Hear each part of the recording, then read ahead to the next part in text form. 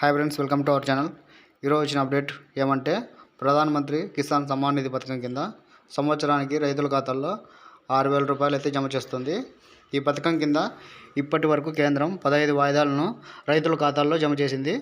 ఒక్కొక్కరికి 2,000 చొప్పున సంవత్సరానికి 3 సార్లు రైతుల ఖాతాలో డబ్బులు జమ చేస్తుంది. దేశవ్యాప్తంగా 8 కోట్ల మంది రైతులకు ఈ నగదు జమ చేశారు. ఇప్పుడు 16వ విడత డబ్బులను ఎప్పుడు జమ చేస్తారని రైతులైతే ఆసక్తిగా ఎదురు చూస్తున్నారు.